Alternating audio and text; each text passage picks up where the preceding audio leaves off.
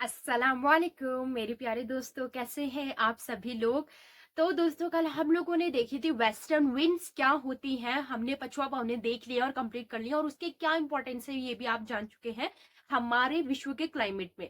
ये western winds कहाँ मिलती है? ये मिलती है हमारे शीतोष्ण वाले इलाके में। और ये शीतोष्ण वाला इलाका क्या है ये भी मैं आपको अच्छे से बता चुकी हूँ।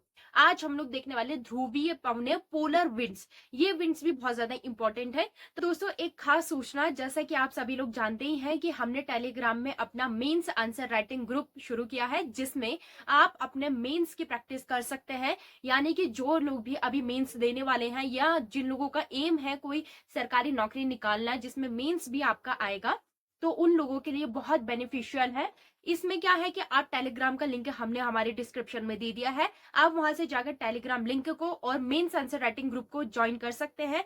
वहां जाकर आपको जो मैं रोज एक क्वेश्चन दूंगी, हमारी क्लास के एंड में मैं आपको हमारी क्लास से ही पढ़ाया हुआ मैटर से एक क्वेश्चन दूंगी। उस क्वेश्चन को आपको करना है सॉल्व, और उस सॉल्व किए हुए क्वेश्चन को कहाँ सबमिट करना है? मेंस आंसर राइटिंग ग्रुप में, जो कि टेलीग्राम में है। ठीक है, तो आप लोग क्लास के एंड तक का बने रहिएगा, क्लास को अच्छे से सुनिएगा, जो भी इंपॉर्टेंट फैक्ट्स है वो अच्छे से समझिएगा।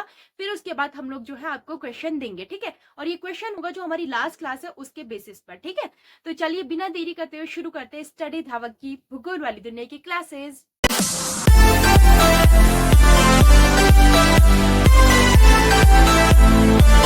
तो आज हम लोग हमारी तीसरी पवन यानी कि ध्रुवीय पवन या फिर पोलर विंड्स को देखते हैं। ठीक है, सबसे पहले ये समझ लीजिए, जो मैंने आपको एक चीज बताई थी, जो ये हमारी पृथ्वी है, ये पवने हमारी पृथ्वी के ही इलाके में मिलती है। जैसे कि यहाँ कौन सी पवने मिलती थी, जरा मुझे कमेंट करके बताओ, इस इलाके में कौन सी पवने थी? ये वाले इलाके में, ये वाले इलाके में कौन सी पवने मिलती थी? इस वाले में मिलती थी आपके ट्रेड विंड्स। ट्रेड विंड्स है जिसे आप लोग पूर्वा पवने भी कहते हैं। फिर उसके ऊपर ये वाले इलाके में कौन सी थी? इस इलाके में थी आपकी शीतोष्ण पवने, या फिर जिसे आप क्या कहते हैं पछुआ पवने, मतलब शीतोष्ण वाले इलाके में पछुआ पवने। अब ये वाला जो इलाका है इसे हम क्या कहते हैं? ये ध्रुवीय इलाका होता है। ध्रुवीय इलाका मतलब ऐसा इलाका जहां बहुत ज्यादा ठंड होती है, जो आप बिल्कुल पृथ्वी के छोर पर हम पहुंच चुके हैं। तो यहाँ जो विंड्स मिलती हैं उनके बारे में अभी हमें पढ़ना है। ठीक है, तो हम किस इलाके का पढ़ेंगे? Arctic and Antarctic. Arctic and Antarctic. Arctic और अंटार्कटिक कैसे ऊपर नीचे, ये भी मैं आपको एक वीडियो में बता चुकी हूँ। अगर आपने वो क्लास देखी तो आपको पता होगा कि कहाँ आर्कटिक आता है, कहाँ अंटार्कटिक। और मेरे ख्याल से अब आप कभी नहीं भूलोगे आर्कटिक और अंटार्कटिक में अंतर। ठीक है, तो आर्कटिक और अंटार्कटिक में जो पवने हमें मिलती हैं उसके बारे में देखते हैं। सबसे पहला पॉइंट लिखिएगा, ये पवने मिलती है आपकी 60 degree north plus 60 degree south. यानी कि 60 डिग्री नॉर्थ और 60 डिग्री साउथ वाले इलाके में आपकी ध्रुवीय पवने मिलती है। पहले आप इनकी जगह लिख लीजिए, 60 डिग्री नॉर्थ और 60 डिग्री साउथ। 60 डिग्री उत्तर, 60 डिग्री दक्षिण, 60 डिग्री नॉर्थ, 60 डिग्री साउथ में आपकी ध्रुवीय पवने मिलती हैं। Number 1, 60 degree north, 60 degree south में आपकी ध्रुवीय पवने मिलती है। नंबर 2, मैंने आपको एक चीज बताई थी कि जो ये ध्रुव वाला इलाका है, यहाँ पर सबसे ज्यादा क्या होता है? यहाँ पे गुरुत्वाकर्षण बल अधिक होता है। याद है आपको, मैंने बताया था कि इस इलाके में गुरुत्वाकर्षण बल अधिक होता है, और जो 0 डिग्री वाला इलाका है वहां पे गुरुत्वाकर्षण बल कम होता है। उसी के साथ मैंने दूसरी एक और चीज बताई थी कल परसों की ही वीडियो में, जो 0 डिग्री वाला इलाका है वहां पर को कोरियालिस बल बहुत कम होता है। कोरियालिस बल क्या है ये मैं ऑलरेडी आपको बता चुकी हूँ, पवन वाले ही फर्स्ट, शायद फर्स्ट क्लास में, सेकंड क्लास में मैंने आपको बता दिया है कि कोरियालिस बल क्या होता है। कोरियालिस बल सबसे ज्यादा कहाँ होता है? मैंने एक चीज बताई थी, जो ये 0 डिग्री का इलाका है यहाँ पे कोरियालिस बल 0 होता है। 0 डिग्री में कोरियालिस बल 0 होता है। तो इससे जैसे हम ऊपर की तरफ को जाते हैं, यानी कि जैसे हम इससे दूर जाते हैं कोरियालिस बल बढ़ता है। ठीक है, जैसे हम 0 डिग्री से दूर जाते हैं कोरियालिस बल बढ़ता है। इट मीन्स अब सबसे ज्यादा कोरियालिस बल कहाँ पर होगा? ध्रुवों में। सबसे ज्यादा कोरियालिस बल मिलता है ध्रुवों में। जैसे जैसे हम लोग 0 डिग्री के पास आते हैं यहाँ पर कोई कोरियालिस बल कम होता है, और 0 डिग्री में कोरियालिस बल बिल्कुल शून्य होता है। ठीक है, तो ध्रुवों में कोरियालिस बल अधिक होने की वजह से यहाँ जो पवनों की दिशा परिवर्तन है बहुत तेज गति से होता है। कोरियालिस का मतलब क्या है? कोरियालिस का मतलब है कि जो पवने हैं वो अपनी दिशाओं को परिवर्तित करती है। कोरियालिस का मतलब है अगर उत्तर में है तो वो पवने अपनी दिशा राइट डायरेक्शन में मोड़ेंगी, और दक्षिण में है तो पवने अपनी दिशा लेफ्ट डायरेक्शन में अपने आप को मोड़ लेती है। ठीक है, ये मैं अच्छे से आपको समझाया है फर्स्ट क्लास में, सेकंड क्लास में पवनों के, आप देख लेना, उसमें मैंने कोरियालिस बल अच्छे से समझाया। तो सबसे ज्यादा लिखना यहाँ पर कोरियालिस अधिक मिलता है, कोरियालिस, कोरियालिस फोर्स, कोरियालिस बल अधिक। और इसके रीजन कोरियालिस बल अधिक होने की वजह से क्या होता है, यहाँ पर को पवनों की दिशा, पवनों की दिशा, पवनों की दिशा तेजी से बदलती है, तेजी से परिवर्तित होती है। समझ रहे हैं आप लोग? तो सबसे पहले ध्रुव में क्या है, 60 डिग्री नॉर्थ 60 डिग्री साउथ तक का ये पवने मिलती है। कोरियालिस बल बहुत ज्यादा मिलता है जो कि पवनों की दिशा को बदलने में सहायता होता है। ज्यादा कोरियालिस बल है, इट मीन्स पवनों की दिशा बहुत तेजी गति से यहाँ पर कुछ चेंज होगी। मतलब कि समझिएगा, जैसे ये ध्रुव है, ध्रुव वाले इलाके में ये पवन गई, लेकिन यहाँ कोरियालिस बल अधिक है तो ये एकदम से अपनी दिशा ऐसे बदलती जाएंगी क्लॉकवाइज। उसी तरह दक्षिण में एंटी क्लॉकवाइज, कुछ इस तरीके से। तो यहाँ पर जो है ये पवने अपनी दिशा बहुत तेजी गति से बदलती है। अब नेक्स्ट पॉइंट लिखिएगा, इतना लिखा है, ये वाला मिटा देती हूँ। अब नेक्स्ट लिखना यहाँ पर को, अच्छा एक बात बताओ, ध्रुवीय इलाकों में आपको पवने कैसी मिलेंगी? मतलब कि बहुत सीधी सी बात है, ध्रुव, ध्रुव कैसा इलाका, बर्फीला इलाका, बर्फीला मतलब कि ठंड। तो यहाँ पवने कैसे मिलेंगी, ठंडी पवने। और जो ठंडी पवने होती है ना वो शुष्क होती है, तो लिखिएगा यहाँ पर को शुष्क पवने, शुष्क ठंडी पवने मिलेंगी।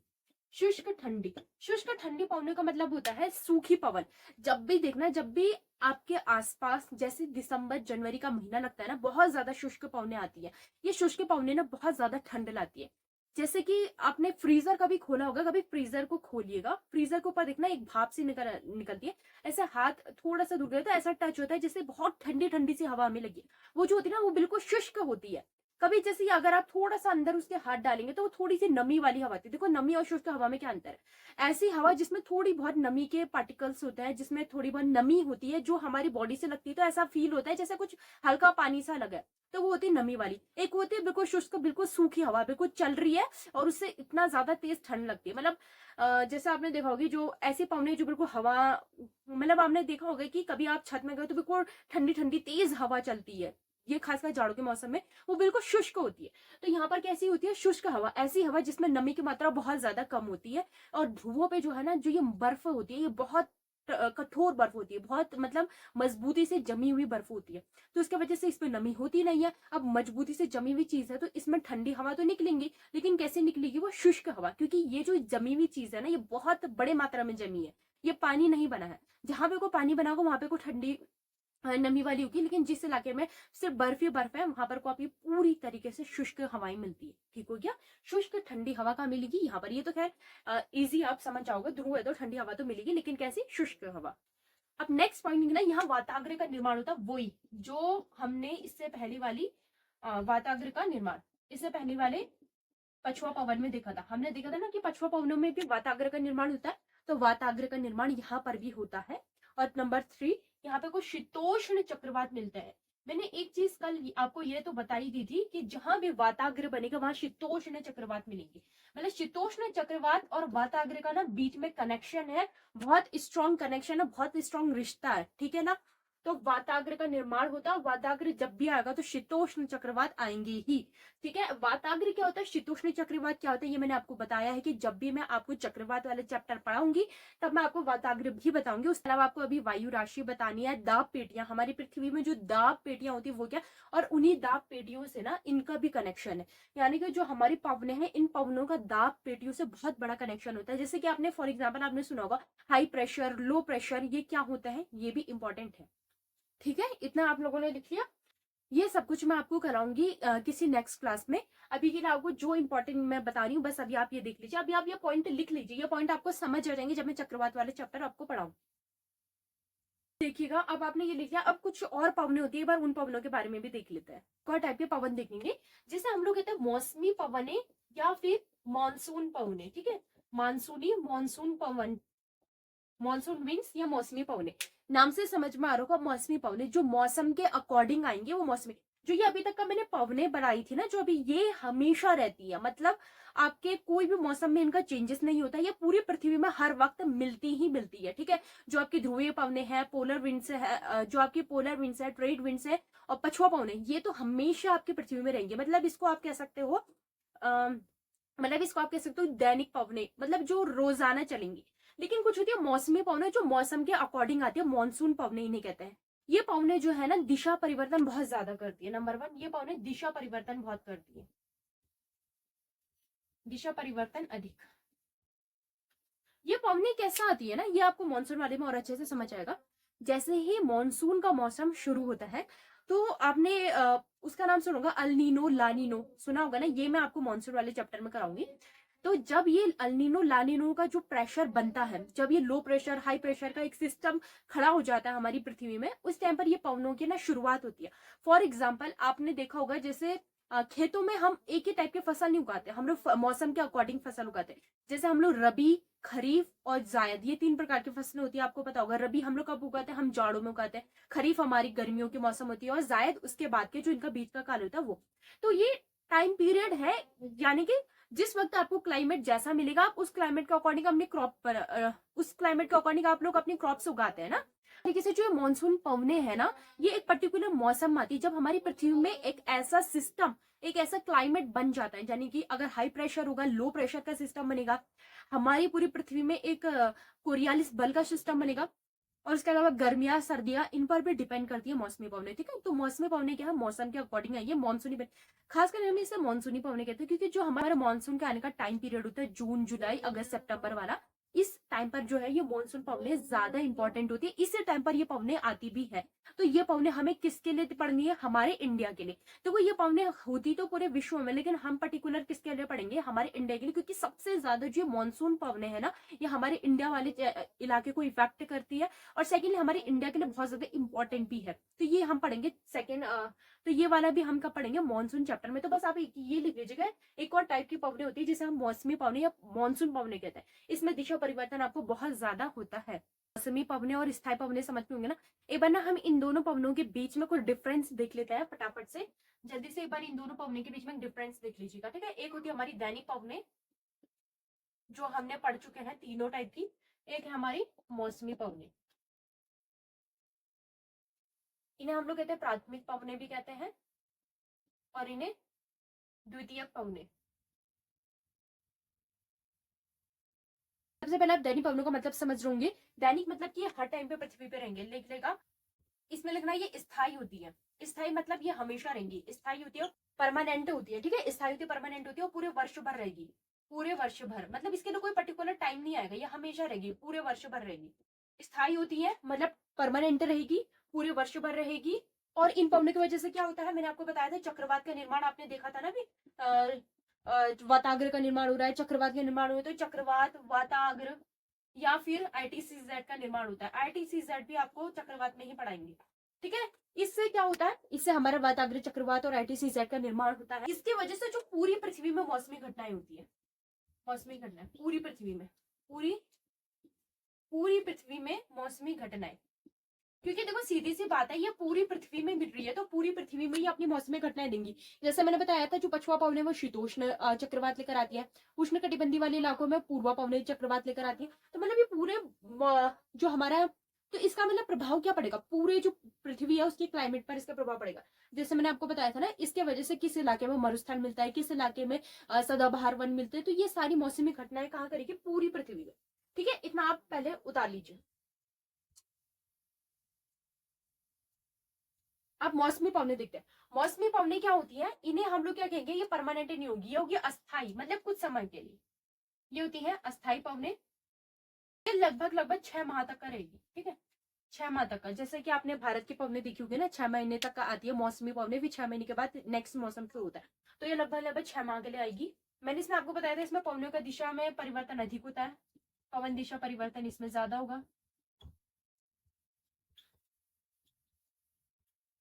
इसके वजह से क्या होगा, इसके वजह से ये जिस जगह आ रही है ना, उस जगह के ये मौसम को इफेक्ट करेगी। इसकी वजह से क्या होगी, वर्षा होगी और हवाओं में चेंज होगा, हवा परिवर्तन। मतलब इसकी वजह से क्या है, जब भी मानसून का सीजन आएगा ना, मानसून के सीजन में जो हवा चलेगी और टाइम पे जो हवा चलेगी उसमें एक चेंज आएगा, ठीक है। ये एक पूरी तरीके से चेंज आता है। ये क्या लाती है, ये वर्षा लाती है। आपको पता है ये मानसून क्या लेकर आता है, अपने साथ वर्षा लाता है। तो ये सबसे ज्यादा क्या लाएगी, वर्षा और हवा परिवर्तन। जबकि ये क्या लेकर आते हैं, ये लाते हैं चक्रवात, वाताग्र, और ये क्या है, वर्षा और हवा में चेंजेस लेकर आएंगे, ठीक है। और ये जो मौसमी पवनी है कुछ ही क्षेत्र में होंगी, कुछ ही क्षेत्र में, फॉर एग्जाम्पल भारत में, ठीक है। ये तो पूरी पृथ्वी के लिए है, मतलब कि ये भारत के लिए भी है, पूरी पृथ्वी में भारत भी है ना, तो ये पूरी पृथ्वी के लिए, ये किसी पृथ्वी के पर्टिकुलर एरिया के लिए है। ये वाली स्थायी होती है, हमेशा रहेगी, जनवरी से लेकर दिसंबर, ये 6 महीने के लिए रहेगी। कोई भी वो 6 महीने से होते किसी भी टाइम, अगर हम भारत के अकॉर्डिंग देखें तो वो जून से माने जाएंगे वो 6 महीने। और ये क्या है, ये अपने साथ क्या लाएंगे, चक्रवात, वाताग्र, बड़ा मतलब बहुत बड़े इलाके में तो बहुत बड़ा इफेक्ट लाएगी। चक्रवात बहुत खतरनाक होते हैं, ठीक है ना, तो ये बड़ा इफेक्ट लाएगी। बहुत बड़े इलाके मतलब पूरी पृथ्वी में है तो बड़ा इफेक्ट, ये छोटी सी जगह में तो छोटा इफेक्ट, मतलब वर्षा, हवा में चेंजेस। और ये पूरी पृथ्वी में मौसमी घटनाएं करेंगी। पूरी पृथ्वी में तो ऑब्वियस सी बात है, पूरी पृथ्वी में मौसमी घटनाएं ये कुछ ही जगह में होती थी, कुछ ही क्षेत्र में इफेक्ट डालेगी, ठीक है। एक बार आप इसका स्क्रीनशॉट ले लीजिए, या फिर अगर आपने नोट्स बना लिए हैं तो ठीक है, जो नहीं बना पाइए वह स्क्रीनशॉट ले लीजिए।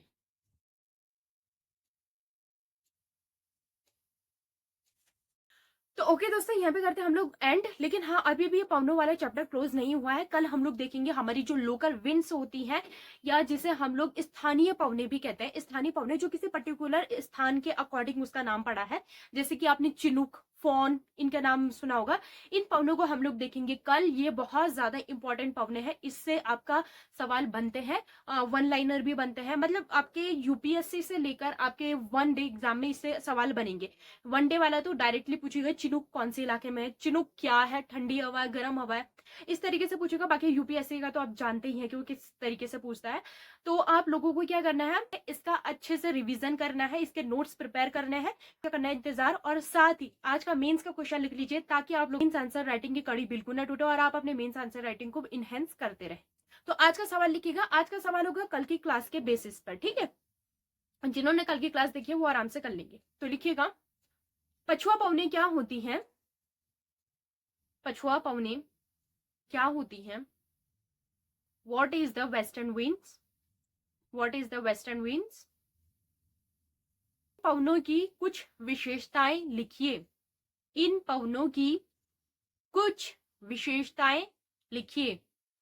Write down specialities of western winds, write down some specialities of western winds, write down some specialities of western winds। पछुआ पवने किसे कहते हैं, what is western winds। इन पवनों की कुछ विशेषताएं या खासियत लिखिए। Write down the specialities of western winds, ठीक है। इस क्वेश्चन का आंसर आप लोग कीजिएगा 150 वर्ड्स में, ठीक है। ये भी 150 वर्ड्स का, 150 वर्ड्स में करने के बाद आपको कहाँ सबमिट करना है ये मैं आपको बता चुकी हूँ। जो हमारा स्टडी धावक नाम से टेलीग्राम में चैनल है, उस चैनल में ही इसी नाम से हमने हमारा मेंस आंसर राइटिंग ग्रुप भी बनाया है, जिसका नाम है स्टडी धावक मेंस आंसर राइटिंग ग्रुप। इन दोनों की लिंक आपको डिस्क्रिप्शन में मिल जाएंगे, टेलीग्राम में भी जाकर सर्च कर सकते हैं। क्लास का एंड और मिलते हैं कल की क्लास में। कल की क्लास में हम स्थानीय पवने देखेंगे। कल की भी बहुत इंपॉर्टेंट क्लास है, तो कल की क्लास भी मिस मत कीजिएगा। तब तक के लिए अल्लाह हाफिज।